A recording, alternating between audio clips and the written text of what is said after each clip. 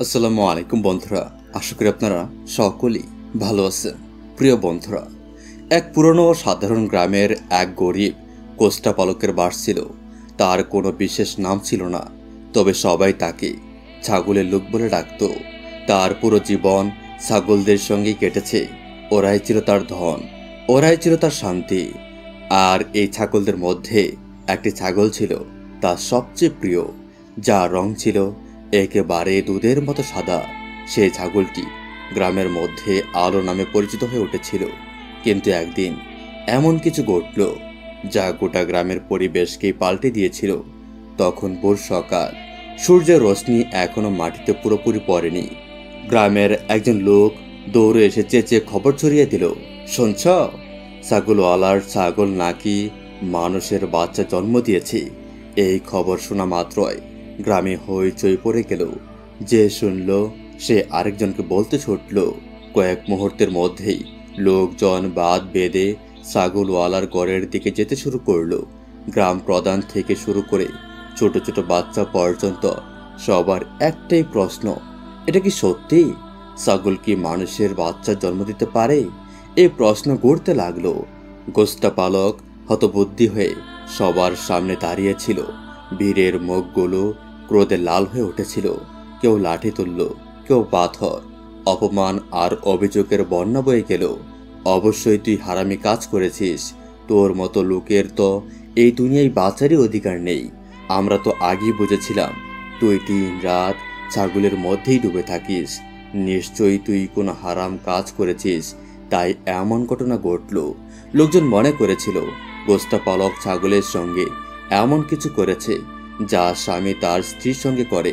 গোষ্ঠা পালক কাঁদতে কাঁদতে হাত জোর করে বলল, মানবতার খাতিরে আমার কথা শোনো, আমি এমন কিছুই করিনি, আমি কোনো গুনাহ করিনি। তার গলা বসে গিয়েছিল, কাঁপছিল, চোখ দিয়ে অশ্রু গড়িয়ে পড়ছিল, জামা কাপড় মাটি ও রক্তে ভরা ছিল। কিন্তু বীরের রাগ কম ছিল না। সে আবার বলল, আমি আসল ঘটনা বলি। সেদিন আমি ছাগলদের চড়াচ্ছিলাম। আমার ছাগল ঘাস খাচ্ছিল, কিন্তু আমার রোশনি ছাগল এক পাশে গিয়ে অদ্ভুত সুরে ডাকতে লাগলো। আমি ভাবলাম হয়তো কোনো সাপ টাপ দেখেছে। আমি দৌড়ে গেলাম, কিন্তু কাছে গিয়ে যা দেখলাম তাতে আমার প্রাণী বেরিয়ে যাচ্ছিল। আমার রোশনির পাশে এক ছোট্ট মানব শিশু পড়েছিল, একেবারেই মাটিতে মিশে থাকা গাছের নিচে। আর আমার ছাগল, যেটার নাম ছিল রোশনি, তাকে নিজের জিভ দিয়ে চেটে পরিষ্কার করছিল, যেন নিজের বাচ্চা। গোষ্ঠা পালক কাঁপতে কাঁপতে বলল, আমি তো হতবাক হয়ে গিয়েছিলাম, কিন্তু তখন ভাবলাম আমি তো নিঃসন্তান। তোমরা সবাই জানো আমি কত বছর ধরে সন্তানের জন্য অপেক্ষা করেছি, তাই আমি বাচ্চাটিকে তুলে বাড়ি নিয়ে এলাম এবং এখন তাকে নিজের ছেলে মনে করে লালন পালন করছি। কিন্তু গ্রামের মানুষ যেন শয়তানের কবলে পড়ে গিয়েছিল। কেউ লাঠি ছুড়ল, কেউ পাথর মেরেই দিল। সবাই একসাথে চিৎকার করে বলল, মিথ্যা বলছে হারামজাদা, নিজের গুণা ডাকতে চাচ্ছে। ছাগল তো মানুষের বাচ্চা জন্ম দিয়েছে, এটাই তারই কাজের ফল। গোষ্ঠা পালক কাঁদতে কাঁদতে মাটিতে লুটিয়ে পড়ল। কেউ কেউ তার কথা শুনল না। চারদিকে শুধু শোরগোল আর হট্টগোল। কেউ লাঠি হাতে, কেউ গালির বৃষ্টি করছে। গোষ্ঠা পালক কেবল নিজের নির্দোষিতা প্রমাণ করতে চাইছিল, কিন্তু ভিড়ের পেছনে দাঁড়িয়েছিল এক ব্যক্তি যে সব কিছু দেখছিল আর শুনছিল। সে একটু বয়সে বড়, শান্ত স্বভাবের, তবে চোখে ছিল গভীরতা। সে ছিল গ্রামের পরিচিত একজন মানুষ। সে বেশি কথা বলতো না, তবে যখন বলতো সবাই শুনতো। সে সামনে এসে বলল, থামো, একটু ভাবো, যে অভিযোগ আমরা এই গোষ্ঠা পালকের বিরুদ্ধে করছি সেটা কি আদৌ সম্ভব? কখনো কেউ শুনেছে ছাগল মানুষের বাচ্চা জন্ম দিয়েছে? বীরে এক মুহূর্তে নিস্তব্ধতা নেমে এলো। সবার দৃষ্টি ছিল সেই ব্যক্তির দিকে। সে আবার বলল, আমার মনে হচ্ছে বিষয়টা সহজ না, কিছু একটা গোপন আছে। আর কি জানি, হয়তো এই গরিব লোকটার কোনো দোষী নেই। হতে পারে শিশুটিকে সে কুড়িয়ে পেয়েছে এবং তাকে রক্ষা করেছে। গ্রামের মানুষের মধ্যে তখন অদ্ভুত এক অস্থিরতা ছড়িয়ে পড়ল।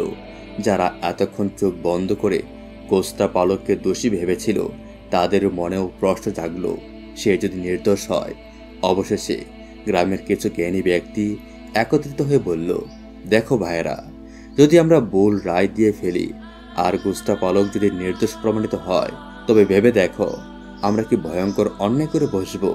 দ্বিতীয়জন সম্মতি দিল, তুমি ঠিক বলছো, আমাদের কারো একজন অভিজ্ঞ জ্ঞানী প্রবীণ মানুষের কাছে যাওয়া উচিত, যিনি বয়সেও বড় এবং জ্ঞানে গরিমায়। সবাই মাথা নাড়ল। অবশেষে ঠিক হলো গ্রামের সবচেয়ে বয়স্ক এবং সম্মানীয় বৃদ্ধ বাবার কাছে যাওয়া হবে। বৃদ্ধ বাবা গ্রামে এক কোনায় একটি কুঁড়ে ঘরে থাকতেন। লম্বা সাদা দাড়ি, নুয়ে পড়া পিঠ, কিন্তু চোখে অভিজ্ঞতার সমুদ্র। গ্রামবাসীরা যখন তার কাছে পৌঁছালো তখন তিনি বিশ্রাম নিচ্ছিলেন। তারা সবকিছু বিস্তারিতভাবে শুনিয়ে দিলেন। চারওয়ালা, ছাগল, মানুষের শিশু, গ্রামের রাগ, সবকিছু। বৃদ্ধ বাবা কিছুক্ষণ চোখ বন্ধ করে চিন্তা করলেন, তারপর গভীর স্বরে বললেন, বেটা, দোষ চাপানো সহজ, কিন্তু সত্যে বোঝানো খুব কঠিন। তোমরা বলছো ছাগলে একজনের মানুষের বাচ্চা জন্ম দিয়েছে, এটা তো নীতির পরিপন্থী। তবুও সত্যটা কি তা জানা জরুরি। এক তরুণ জিজ্ঞেস করলো, বাবা, তাহলে এখন কি করা উচিত? বৃদ্ধ বাবা বললেন, আমাদের একজন তবিব বা হাকিমের কাছে যাওয়া উচিত, যিনি শিশুটিকে পরীক্ষা করে দেখবেন তার গঠন, তার দেহ কি বলছে। সেই বলবেন এই শিশু কার, মানুষের না ছাগলের। গ্রামবাসীরা তার কথায় একমত হলো। সিদ্ধান্ত হলো শহর থেকে একজন নাম করা তবিবকে ডাকা হবে। পরের দিন দুপুরে এক শহর থেকে এক হাকিম এলেন। লম্বা কদ, মাথায় রুমাল, চোখে অভিজ্ঞতার জেরে, সাথে এনেছিলেন বড় বড় বইভর্তি থলে। গ্রামবাসীরা শিশুটিকে নিয়ে তার সামনে গেল। হাকিম ধৈর্য সহকারে পুরো পরীক্ষা করলেন। তার মুখের রেখা, হাত, পা, চোখ, চামড়া সবকিছু খুঁটিয়ে দেখলেন। তারপর গভীর শ্বাস নিয়ে বললেন, শুনো গ্রামবাসীরা, এই শিশু পুরোপুরি সুস্থ স্বাভাবিক, একজন মানুষের শিশুর মতো কোনো ভিন্নতা নেই। এই শিশু কখনোই ছাগলের হতে পারে না। এই শিশু মানুষের সন্তান এবং মানুষের মধ্যেই জন্ম নিয়েছে। গ্রামবাসীরা হতবাক হয়ে গেল। যাদের চোখে রাগ ছিল সেখানে এখন বিস্ময়। কেউ মৃদু স্বরে জিজ্ঞেস করলো, তবিব সাহেব, এটা কিভাবে সম্ভব? তবিবের কথা শুনেও তার কিছুই বুঝতে পারছিল না, কারণ আসল প্রশ্নটা থেকেই যাচ্ছে, এই শিশু অবশেষে এলো কোথা থেকে? কারণ চারদিকে রটানো হয়েছিল যে ছাগলের পেট থেকে একজন মানুষের শিশু বের হয়েছে। কোনো উত্তর মিলল না, কোনো প্রমাণ পাওয়া গেল না। তখন গ্রামবাসীরা নিজেরা সিদ্ধান্ত জানিয়ে দিল, আমরা সব বুঝে গিয়েছি, এই পুরো নাটক ওই চড়াওয়ালার তৈরি। সেই মিষ্টি বিলিয়ে সবার মন ভোলাতে চাইছে আর এখন গল্প বানাচ্ছে। গ্রামের 50 টাকা হলো। মাঠের মাঝে সবাই জড়ো হলো। চড়াওয়ালা, তার স্ত্রী এবং শিশুটিকে সামনে আনা হলো। মানুষের চোখে ঘৃণা ও রাগ ঝলকাচ্ছিল। এক বৃদ্ধ চিৎকার করে বলল, আমাদের গ্রামকে অপমান করেছে, এই নিকৃষ্ট লোকটিকে শাস্তি দেওয়া উচিত। চড়াওয়ালা অসহায়ভাবে দাঁড়িয়েছিল, কখনো স্ত্রীর দিকে তাকায়, কখনো শিশুর দিকে। তারপর চোখে জল নিয়ে বলল, আমি কিছু করিনি। এই শিশুর সত্য যে আমি বলেছি সেটাই বাস্তব। কিন্তু যদি তোমরা এখনো আমাকে দোষী মনে করো তবে যা খুশি করো। কিন্তু গ্রামবাসীদের হৃদয় তখন পাথরের মতো হয়ে গিয়েছিল। পঞ্চায়েতের রায় দেওয়া হলো, তুমি 2 দিনের মধ্যে এই গ্রাম ছেড়ে চলে যাবে। তোমার স্ত্রী, ছাগল আর শিশুকে নিয়ে যাও, না হলে 3য় দিনে তোমাকে মেরে ফেলে দেওয়া হবে। চড়াওয়ালা শুনে গভীর শোকে ডুবে গেল। তার স্ত্রী হাউমাউ করে কেঁদে উঠল, কিন্তু গ্রামবাসীদের মন গলে না। অবশেষে 2 দিন পর ঠোকর খেতে খেতে, ধাক্কা খেতে খেতে চড়াওয়ালা তার স্ত্রী ও ছাগলদের নিয়ে এক দূরবর্তী গ্রামে চলে গেল, যেখানে কেউ তার গল্প জানত না। সময় নিজের গতিতে চলতে লাগলো। চড়াওয়ালা সেই অজানা গ্রামে নতুন জীবন শুরু করলো। তার সুখকে হৃদয়ে চেপে প্রতিদিন সেই শিশুটির যত্ন নিতে থাকলো। তার স্ত্রীও এখন শিশুটিকে বুকে জড়িয়ে দুধ খাওয়াতো, লড়ি খাইতো, মা বাবার সমস্ত দায়িত্ব পালন করত। কিন্তু এই পুরো ঘটনার সবচেয়ে বিস্ময়কর বিষয় ছিল রোশনি নামের সেই ছাগলটি, যার নামে যেন এক রাশ আলো ছিল। চড়াওয়ালা তার নাম রেখেছিল রোশনি, কারণ সে সত্যি তার জীবনে আলো হয়ে এসেছিল। রোশনি জানি না কিভাবে সে শিশুটিকে নিজের সন্তান মনে করত। যখন শিশুটি উঠানে বসে থাকতো, রোশনি তার পাশে এসে দাঁড়াতো, তার বড় বড় চোখে তাকিয়ে থাকতো, ধীরে ধীরে পা দিয়ে তাকে ছুঁয়ে দিত, যেন বলছে, তুই আমার, আমি তোর। শিশুটিও ছাগলটির প্রতি অদ্ভুত এক টান অনুভব করত। তার গলায় বাহু জড়াতো, কখনো কান ধরে টানতো, কখনো পিঠে শুয়ে থাকতো। রোশনি শুধু তাকে শোকতো না, যখনই সে শিশু কাঁদত সে তার দুধ ভরা স্তন শিশুর সামনে এনে দিত। আর বিস্ময়করভাবে শিশুটি কোনো দ্বিধা ছাড়াই সেই দুধ খেয়ে ফেলত। এই দৃশ্য দেখে চোরাওয়ালা ও তার স্ত্রী বহুবার অবাক হয়ে যেতেন। তারা ভাবতেন হয়তো এই সম্পর্ক কেবল বোঝার নয়, রোশনি এখন সেই শিশুর মা হয়ে উঠেছিল, নিজের সন্তানদের মতো তাকে ভালোবাসত। যখন সে শিশু ঘুমিয়ে যেত রোশনি তার মাথার কাছে এসে বসে থাকতো। যদি সে দূরে চলে যেত রোশনি অস্থির হয়ে পড়তো, তাকে খুঁজতে থাকতো, আর যখন পেত জিভ দিয়ে চেটে চেটে ভালোবাসত। গ্রামের কেউ কেউ যখন এই দৃশ্য দেখত বলতো, অদ্ভুত ব্যাপার, এই ছাগলও যেন মানুষের অনুভূতি রাখে। কিন্তু বাস্তব ছিল রোশনি এখন কেবল একটি পশু ছিল না, সে ছিল সে শিশুর জন্য এক ছায়া। সময় ধীরে ধীরে চলতে থাকলো। চোরাওয়ালা তার ছোট্ট ঘরে দিন রাত পরিশ্রম করত, ছাগলদের দেখভাল করত এবং তার সমস্ত জীবন ঢেলে দিত সেই শিশুর লালনে। নতুন গ্রামে চোরাওয়ালার ঘর ছিল এক বড় ব্যবসায়ীর বাড়ির পাশে। ওই ব্যবসায়ী ছিল প্রভাবশালী, ধনী, তার ছিল বহুত গোড়া আর চাকর বাকর। তার দুই স্ত্রী ছিল, একজনের স্বভাব ছিল কঠোর, সন্দেহপ্রবণ, অন্যজন ছিলেন নির্দোষ, উদার, দয়ালু ও নিঃশব্দ এক ভদ্র মহিলা। সবাইয়ের দুঃখে সুখে শরিক হতেন। ধীরে ধীরে তার সঙ্গে চোরাওয়ালার স্ত্রীর ভালো বন্ধুত্ব হয়ে উঠল।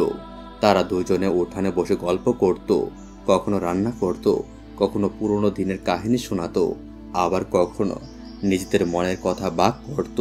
চোরাওয়ালার স্ত্রী যখন সেই দয়ালু নারীকে নিজের দুঃখ শোনালো, কিভাবে গ্রামের লোকেরা তাদের ওপর দোষ চাপিয়েছিল, কিভাবে তারা শিশুটিকে মানুষ করেছে, তাদের স্ত্রীর চোখ থেকে অশ্রু গড়িয়ে পড়ল। শিশুটিও ধীরে ধীরে বড় হতে লাগলো। তার বড় বড় চোখ, ফর্সা মুখ আর ভালোবাসায় বড় হাসি যে কার হৃদয় জিতে নিতে পারত। তাজিরের সেই নেককার স্ত্রী যখনই তাকে দেখতেন তার অন্তর এক অদ্ভুত শান্তিতে ভরে যেত। মাঝে মাঝে তিনি চুপি চুপি শিশুটিকে কোলে তুলে নিতেন, বুকে জড়িয়ে ধরতেন এবং তার ছোট্ট আঙ্গুলগুলো ধরে এমনভাবে তাকিয়ে থাকতেন যেন কোনো হারিয়ে যাওয়া সন্তানের স্মৃতিতে ডুবে গেছেন। তার মুখে এক অদ্ভুত অস্থিরতা ছায়া ফেলত, চোখে জল চলে আসত এবং অস্ফুটে বলতেন, এই বাচ্চাটা কত সুন্দর। যখন ওকে দেখি মন চায় সব কিছু ছেড়ে দিয়ে শুধু ওকে আমার কোলে রাখি।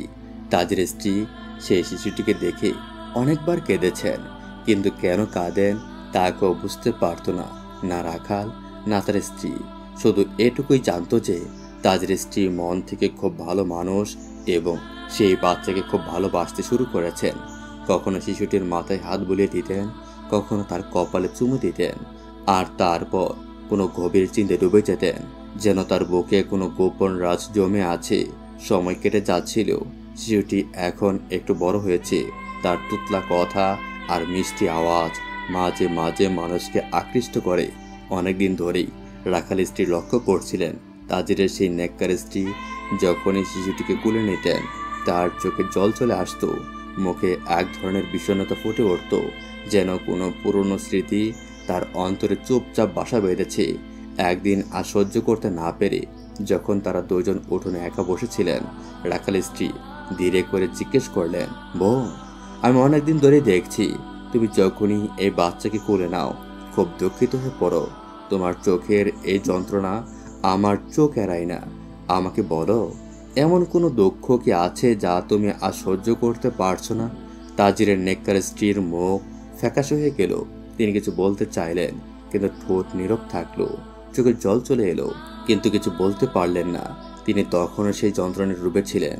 হঠাৎ সেই সময় সামিরা, তাজিরের দ্বিতীয় স্ত্রী, হঠাৎ এসে হাজির হলেন। সামিরা, যিনি প্রথম থেকেই তাদের বন্ধুত্ব দেখে চলে যেতেন, যিনি সেই শিশুটিকে ঘৃণা করতেন কারণ তার ভয় ছিল তাজিরের প্রথম স্ত্রী যেন শিশুর প্রতি দুর্বল না হয়ে পড়েন এবং তাজিরও একদিন সেই শিশুর প্রতি আগ্রহী না হয়ে পড়েন। সামিরা এসে সঙ্গে সঙ্গেই তার বিষাক্ত বাসায় বললেন, কি ব্যাপার, তোমরা দুজনে বসে কি গোপন কথা বলছো? কিসের এত রহস্য? এই মহিলা, তোমার লজ্জা হয় না? প্রতিদিন মুখ উঁচিয়ে আমাদের উঠোনে চলে আসো, কখনো নিজের বাড়ির দিকেও তো তাকাও। আর এই তোমার বাচ্চাটা কি ভয়ানক আওয়াজ করে, সত্যি বলছি, যখন থেকে এটা আমাদের আশেপাশে ঘুরে মন বিক্ষিপ্ত হয়ে যায়। তার বাসা এত বিষাক্ত ছিল, যেন কেউ বিষাক্ত সাপসবল মেরেছে। রাখালের স্ত্রী হতবাক হয়ে গেলেন। তার চোখে অসহায় অশ্রু এসে গেল। তিনি শিশুটিকে বুকে জড়িয়ে ধরে কাঁপা কণ্ঠে বললেন, আমি তো কখনো কারো খারাপ চাইনি বোন, আমার দোষটা কি? কিন্তু স্বামীরা তার একটি কথাও শুনলেন না। রাগে বললেন, এখন অনেক হয়েছে, নিজের সীমা চিনে চলো।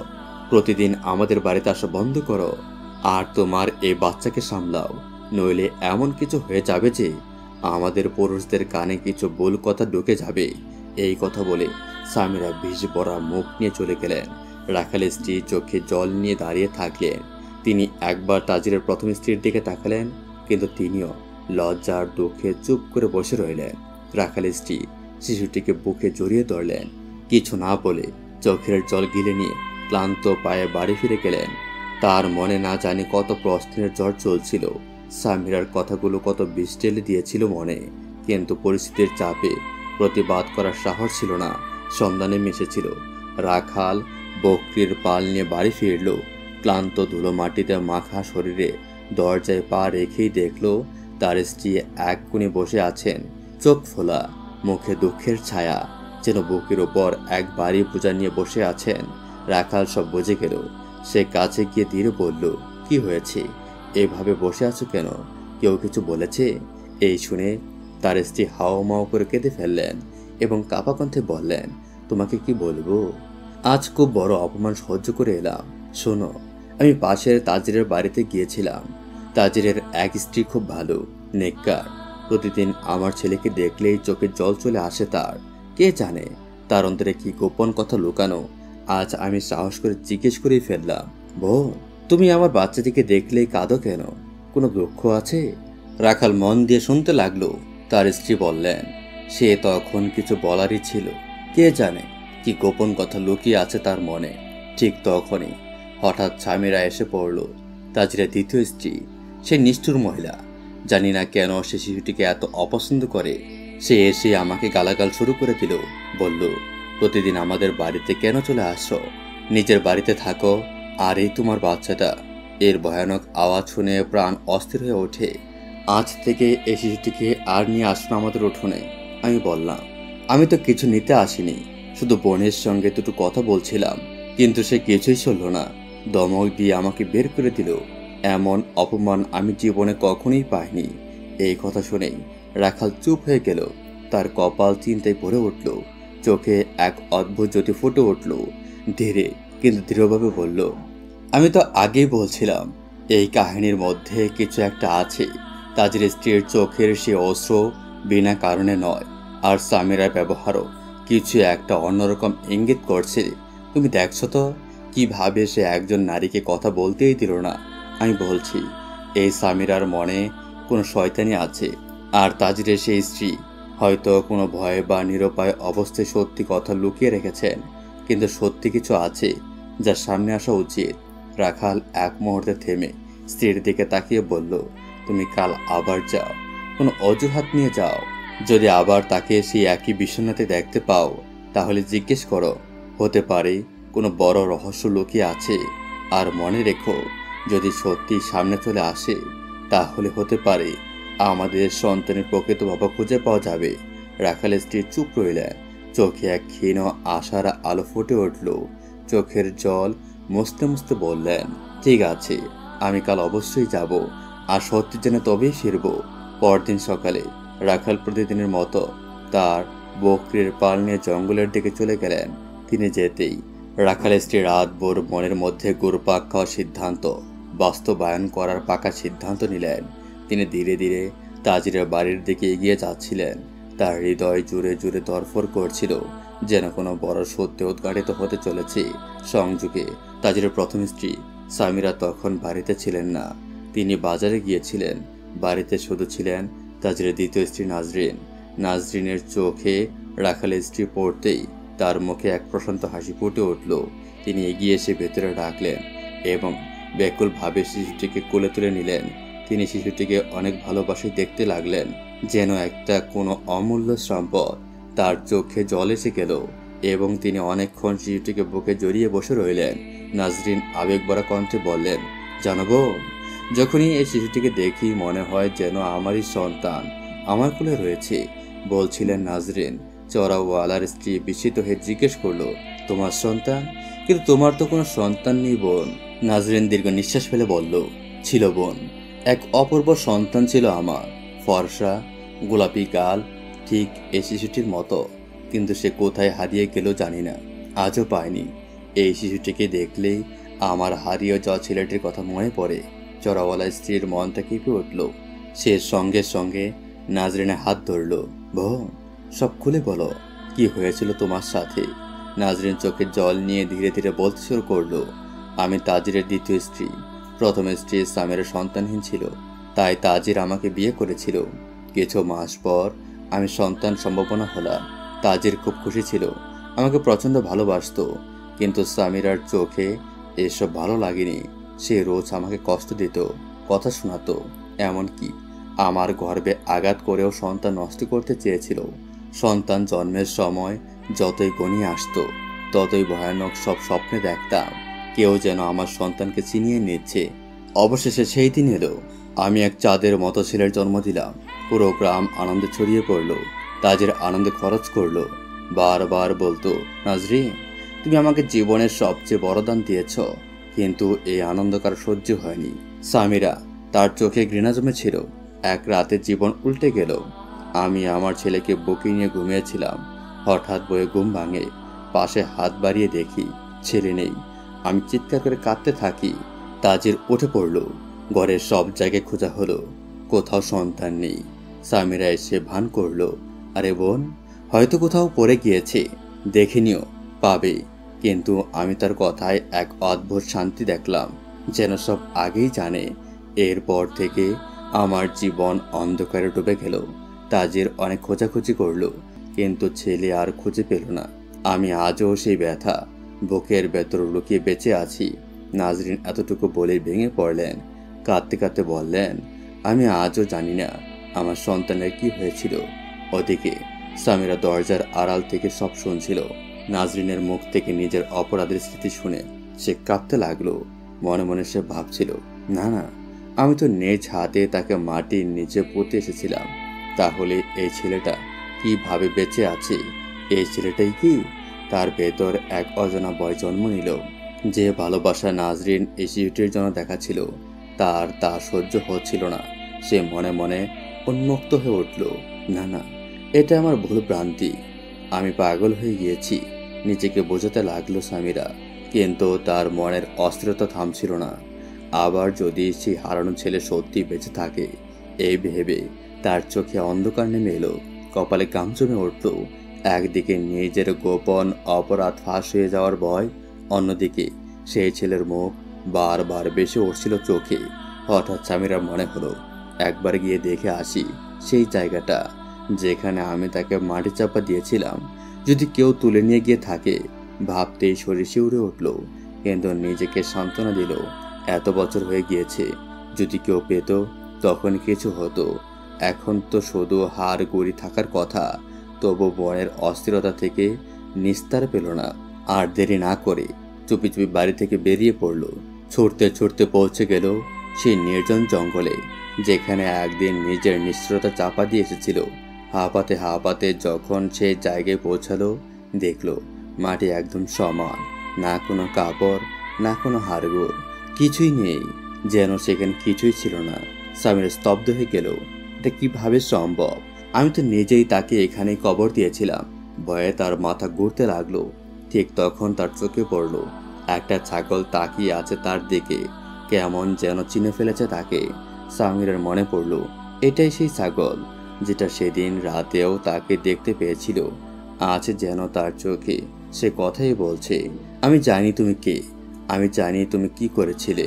সামিরা কেঁপে উঠল, তবু নিজেকে বোঝালো, পাগলামি করছ, ছাগল আবার মানুষ চিনবে কিভাবে? তবুও তার ভেতরে বই থামছিল না। যদি কেউ সত্যি তাকে বাঁচিয়ে নিয়ে যায়, তাহলে সে এখন কোথায়? যদি একদিন সামনে এসে দাঁড়ায়, এই ভেবে নিজেকে শক্ত করে সামিরা বলল, যা হবার হয়ে গিয়েছে, কেউ প্রমাণ তো করতে পারবে না। যদি বেঁচেও থাকে, তাও আমাকে খুঁজে পাবে না। এরপর দ্রুত বাড়ির দিকে রওনা দিল। বাড়িতে ফিরে পুরনো নাটক শুরু করলো। তাজিরকে দেখে বিষাক্ত সুরে বলল, তোমার সেই দ্বিতীয় বউ নাজরিনী সব অশান্তির শিকড়। সে আসার পর থেকেই ঘরে শান্তি নেই, বরকত নেই, এমনকি তার সন্তানও বাঁচাতে পারল না। জানো তো কিসমতের কি ভয়ানক খেলা। তাজিরের মনে কথাগুলো গেঁথে যাচ্ছিল। এক সময় যে নাজরিন ছিল তার চোখের মনে, আজ সেই জায়গা নিচ্ছিল ঘৃণা। আর নাজরিন, সে এক কোণে বসে চুপচাপ দেখছিল, সহ্য করছিল, চোখে কান্না, বুকে হাহাকার। দিন যায়, মার যায়, বছর কেটে যায়। এদিকে সেই চারণভূমির ছেলে এখন অনেক বড় হয়ে গিয়েছে। উঁচু লম্বা, ফর্সা চেহারা, গভীর চোখ, যেন কোনো সম্ভ্রান্ত ঘরের ছেলে। লোকে বিস্ময়ে বলে, এই ছেলে বকরির ছাগল কিভাবে হতে পারে। ছেলেটা এখন প্রতিদিন বাবার সঙ্গে বকরির পেছনে যায়, কিন্তু বাপের বুক কাঁপে। এই ছেলেটা তো যোগ্য লেখাপড়া শেখানো দরকার। একদিন বাপ বলেই ফেলে, সরে, এ রাখালির পেশা আমাদের বাধ্যতা। কিন্তু আমি চাই না তুইও আমার মতো থাক। তোর বাপ অশিক্ষিত, কিন্তু তুই হবি আলোকিত। শরীফ অবাকে জিজ্ঞেস করে, আব্বাজান, আমি লেখাপড়া শিখে কি করব? তখন থেকেই শুরু হয় সংগ্রাম। রাখাল নিজের খাবার বাঁচিয়ে বকরি বিক্রি করে শরীফকে ভালো ওস্তাদের কাছে পড়ায়। দিন যায়, মাস যায়, শরীফ হয়ে ওঠে গ্রামের সবচেয়ে মেধাবী ছাত্র। পুরো গ্রাম গর্ব করে তার জ্ঞান নিয়ে।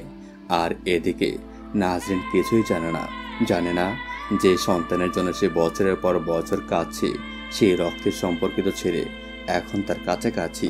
শরীফ যখন রাস্তা দিয়ে যায়, নাজরিন দরজার আড়াল থেকে তাকে দেখে। তার চোখে এক অজানা শান্তি, আবার এক অজানা কষ্ট। কেন জানি না, এই ছেলেকে দেখলে আমার হৃদয় কেঁপে ওঠে। আমার মাতৃত্ব যেন ছুটে যায় তার দিকে। তবুও কাকে বলবে নাজরিন? বুকের হাহাকার নিয়ে সে চুপচাপ, চোখে জল, মনে বেদনার পাহাড়। তার অবস্থা যেন এক তৃষ্ণার্ত পাখির মতো, যে সমুদ্রের ধারে বসে আছে কিন্তু এক ফোঁটা জল পান করতে পারছে না। জীবন চলছিল ঠিকঠাক, কিন্তু যেন এক নতুন পরীক্ষার জন্য প্রস্তুত হচ্ছিল। একদিন গৃহস্থ চরওয়ালার প্রতিদিনের মতো বকরির পাল নিয়ে জঙ্গলে বেরিয়ে পড়ল। আকাশ ছিল পরিষ্কার, কিন্তু দুপুর হতেই হঠাৎ আবহাওয়া বদলে গেল। ঝড়, বজ্রপাত আর প্রবল বৃষ্টিতে পুরো বন কেঁপে উঠল। সে প্রাণপ্রাণে বকরিগুলোকে সামলাতে চেষ্টা করছিল, কিন্তু এক ঝলকে বজ্রপাত এসে তার প্রাণ কেড়ে নেয়। সন্ধ্যা পর্যন্ত না ফেরায় তার স্ত্রী আর ছেলে শরীফ অস্থির হয়ে ওঠে। কিছুক্ষণ পর কেউ এসে জানায় জঙ্গলে এক মৃতদেহ পাওয়া গিয়েছে। ছুটে গিয়ে শরীফ যখন বাবার মৃতদেহ দেখে, তখন সে কাঁদতে কাঁদতে বলে ওঠে, ওঠো না, আমি চলে এসেছি। সেই দিন যেন তাদের ছোট্ট কুড়ে গড়ে দুঃখের পাহাড় ভেঙে পড়ল। সোজা সরল সে মানুষটার একটাই স্বপ্ন ছিল, তার ছেলে মানুষ হোক। কিন্তু আজ সে মাটির নিচে ঘুমিয়ে পড়েছে। কয়েকদিন চুলা জ্বলেনি। আর চরোহাকার স্ত্রী যেন এক পাথরে পরিণত হয়েছিল। কারোর সঙ্গে কথা বলতো না, কেবল ছেলেকে খালি থালা দিত না। আত্মীয়রা কিছুদিন সাহায্য করলেও তা আর বেশি দিন চলল না। একদিন স্ত্রী ভাবল, এইভাবে আর চলবে না, কেউ আর আমাদের খোঁজ রাখবে না। যদি আমি শক্ত না হই তবে আমার ছেলে হারিয়ে যাবে। সে চোখ মুছে ঠিক করলো, আমি নিজেই বকরিগুলো চড়াবো, দুধ বিক্রি করব, আর যা পাবো তাতেই সংসার চালাবো। কিন্তু ছেলের পড়াশোনা থামাবো না। প্রতিদিন সকালে সেই বকরির পাল নিয়ে জঙ্গলে যেত। গাছের ছায়ে বসে হয়তো কাঁদত, কিন্তু হার মানত না। স্কুল থেকে ফিরে শরীফ তার পরিশান্ত মাকে দেখে বলতো, আমি বকরিগুলোকে নিয়ে যাই। মা খুশি হয়ে বলতো, শরীফ, তুই একদিন বড় মানুষ হবি। ওদিকে তাজিরের ঘরে এখন চলতো শুধুই সামিরার হুকুম। নাজরিন নিজের ঘরেই বড় হয়ে গিয়েছিল। কোনো এক সময়ের হাসি খুশি সেই নারী আজ কেবল কাজের বুয়া হয়ে গিয়েছে। ঘর ঝাড়ু, বাসন মাজা, রান্না আর স্বামীর আর কটু কথা শোনা। তবু সে কোনো অভিযোগ করতো না। বুকের মাঝে সব জখম লুকিয়ে রাখতো। একটাই আশা ছিল, কবে তার হারিয়ে যাওয়া সন্তান ফিরে আসবে। ইতিমধ্যে শরীফের সংসারে অভাব আরো প্রকট হয়ে উঠেছিল। ছেঁড়া জামা, ফাটা জুতো, তবুও শরীফ কোনো উফ পর্যন্ত করতো না। একদিন মা যখন তাকে পুরোনো জামা পরে স্কুলে যেতে দেখলো, তার বুক ফেটে যাচ্ছিল। মা কাঁপা গলায় বলল, বাবা, আমি দুধ বেচে কিছু টাকা জমিয়েছি, আজ বাজারে যাব, তোকে নতুন জামা আর ভালো জুতা কিনে দেব। শরীফ মায়ের বুকে জড়িয়ে বলল, আমার কিছু লাগবে না, শুধু তুমি আমার পাশে থাকো। কিন্তু মা থামল না। সে বলল, তাজির সাহেবের বাড়িতে যদি কাজ পাই, বাসন মাজার, ঝাড়ু দেওয়ার, তাহলে তোর খরচ আমি চালাতে পারবো। তোকে পড়াতেই হবে। শরীফ কেবল মায়ের হাত ধরে রইল। এখন সে বুঝতে শিখেছে দারিদ্র কি জিনিস। পরদিন ভোরে চরওয়াহাকার বিধবা স্ত্রী পুরনো চাদর গায়ে জড়িয়ে হাজির হলো তাজির সাহেবের বড় বাড়ির দরজায়। দরজা খুলে সামিরা তাকে দেখে বিরক্ত হয়ে বলল, তুই কাজ চাইতে এসেছিস? ভেবে দেখ আমার বাড়ি ডুববি কিনা। প্রথমে সামিরা তাকে ফিরিয়ে দিতে চাইছিল, কিন্তু কৌশলে ভাবল নাজরিন তো অসুস্থ, একে কাজে রেখে দিলে ওর ওপর চাপ কমবে। তাই বাধ্য হয়ে তাকে কাজ দিল। বলল, যদি গাফুলতি করিস পরের দিন বের করে দেব। চরওয়াহাকার স্ত্রী মাথা নত করে কাজ শুরু করলো। এদিকে নাজরিন সত্যি অসুস্থ হয়ে পড়েছিল। একদিন সুযোগ পেয়ে সে চরওয়াহাকার স্ত্রীর হাতে ধরে তার মনের কষ্ট খুলে বলল, কিভাবে তার সন্তান হারিয়ে গেল, কিভাবে তার জীবন নরক বানিয়ে দিয়েছে সামিরা। আর সে নিজেই এখন নিজের ঘরে এক জীবন্ত লাশে বেঁচে আছে। নাজরিনের কথা শুনে চরওয়াহাকার স্ত্রীর চোখে জল চলে এলো। সে নাজরিনের কাপা হাত ধরে বলল, হরিবোন, তোর কি দোষ? নিজেকে অপরাধী ভাবিস না। সময় কখনো একরকম থাকে না। প্রথমবার নাজরিনের চোখে একটু প্রশান্তি দেখা গেল, যেন কেউ তার ক্ষতে ওষুধ দিয়েছে। তারপর ধীরে ধীরে সে নিজেকে গুছিয়ে নিতে শুরু করলো। সাজগোজ করত, ভালো খাবার রান্না করত, হাসার চেষ্টা করত। এই পরিবর্তন দেখে সামিরা হিংসায় আগুন হয়ে উঠল। সে ভাবল, এই মহিলা আবার আমার স্বামীর মন জিতেছে। না, এটা হতে দেব না। একদিন সকালে চরওয়াহাকার স্ত্রী তার ছেলেকে বলল, আজ তোর স্কুল নেই, তুই বকরিগুলোকে চড়াতে নিয়ে যা, কিন্তু রোশনির দিকে খেয়াল রাখিস, সে যেন ঘরের ভেতরে না যায়। ছেলে সম্মতি জানালো। বাচ্চা ছেলেটি বাইরে বকরিদের নিয়ে খেলছিল আর রোশনি ঘাস খাচ্ছিল। হঠাৎ সামিরা তাকে দেখে চিৎকার করে, তাকে গালাগাল করে এবং মারধর করে। তার কান্নার আওয়াজ শুনে রোশনি দৌড়ে এসে সামিরার চোখে শিং দিয়ে আঘাত করে। সামিরার একটি চোখ অন্ধ হয়ে যায়। চিৎকার শুনে তাজে ছুটে আসে। রক্তাক্ত সামিরাকে দেখে রাগে উন্মাদ হয়ে যায় আর নাজরিন ও তার ছেলেকে তাড়িয়ে দেয়। চরওয়াহাকার স্ত্রী কাঁদতে কাঁদতে ছেলেকে নিয়ে বেরিয়ে যায়। নাজরিন কিভাবে তাকিয়ে থাকে। কদিন পর নাজরিন নিজে চরওয়াহাকার বাড়ি গিয়ে ছোট্ট শরীফকে ডাকে, বলে, তোর মা নেই, আমার সঙ্গে চল। রোশনি তাদের পথ আঁকড়ে দাঁড়ায়। অবশেষে নাজরিন তাকে নিয়েও বাড়ি নিয়ে যায়। তাজির দেখে রেগে যায়, বলে, এই বাচ্চা আর বকরিটাকে কেন আনলি? নাজরিন বলে, এই বকরির চোখে কিছু আছে, ও যেন কিছু বলতে চাইছে। তখন এক বৃদ্ধ লোক বলে, আমি জানি এই বকরি কিছু বোঝাতে চাইছে। রোশনি কখনো শরীফ, কখনো নাজরিন, আবার কখনো তাজিরের দিকে তাকিয়ে মিমি করতে থাকে। অবশেষে বৃদ্ধ বলেন, তাজির, এই বাচ্চা শরীফ যাকে তুই তাড়িয়ে দিয়েছিলি, সে তোরই রক্ত, তোরই ছেলে। এটা শুনে তাজির স্তব্ধ হয়ে যায়। পায়ের নিচের মাটি যেন সরে যায়। কিভাবে? বাবা গভীরভাবে নিঃশ্বাস নিয়ে বললেন, আমি এই ছাগলটার চোখে সেই যন্ত্রণা দেখেছি যা একটি মায়ের বুকে থাকে। এই ছাগল সাক্ষী সে সত্যের। সে জানে যে শরীফ তোমার আর নাজরিনের ছেলে। নাজরিনের মুখ থেকে যেন সব রক্ত টেনে না হয়েছে। চোখে জল এসে গেল। কাপা কণ্ঠে বলল, হ্যাঁ তাজির, আমারও শুরু থেকে সন্দেহ ছিল, আজ সত্যি প্রকাশ্যে এলো। তাজির সেখানে বসে পড়ল, মাথা ধরে বসে পড়ল। ছাগল রোশনি তখনও আলো ছড়াচ্ছিল, যেন নিজের শরীরের জন্য বিচার চাইছিল। নাজরিনের চোখ থেকে অশ্রু থামছিল না। মনে হচ্ছিল বুকে চাপা থাকা একটা বোঝা নেমে গিয়েছে। সে এক দৌড়ে এগিয়ে গিয়ে শরীফকে বুকে জড়িয়ে ধরল। তার কান্নার শব্দ সারা উঠানে গুঞ্জন তুলল। হ্যাঁ, আমার সন্তান আমার চোখের সামনে বড় হয়েছে, অথচ আমি কিছুই জানতাম না সে আমারই রক্ত, আমারই সন্তান। নাজরিনের কথাই এক মায়ের ব্যথায় স্পষ্ট ফুটে উঠছিল। সে বারবার শরীফকে বুকে টেনে নিত, তার কপালে চুমু দিত আর কাঁদতে কাঁদতে বলতো, কি নিঃসঙ্গ জীবন আমার, নিজের সন্তানকে চিনতে পারেনি। তাজির এক পাশে দাঁড়িয়ে সব দেখছিল। তার পায়ের নিচ থেকে যেন মাটি সরে গিয়েছে। সে কল্পনা তো আনতে পারেনি যে তার স্ত্রী সামিরা এত নিচে নামতে পারে। তার হৃদয় কেঁপে উঠেছিল। চোখ নেচো, আর সামনে সামিরা যন্ত্রণায় চিৎকার করছে। তার মুখ ফুলে গিয়েছে, চোখ একদম অন্ধ। কিন্তু সেই মুহূর্তে তাজিরের মায়া আর ছিল না। তবে যখন সামিরা এই কথাগুলো শুনল, তার মুখের রং একেবারে ফ্যাকাশে হয়ে গেল।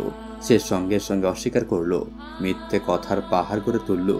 আমি কিছুই করিনি, সব মিথ্যে। সবাই মিলে আমাকে ফাঁসাতে চাইছে। কিন্তু তখন অনেক দেরি হয়ে গিয়েছে। পুরো গ্রাম সেখানে জড়ো হয়ে গিয়েছিল। সবার মুখে বিস্ময় আর দুঃখ। মানুষ একে অপরের দিকে তাকিয়ে বলে উঠল, সে মিথ্যা বলছে। সেই ছিল সেই শিশুর শত্রু।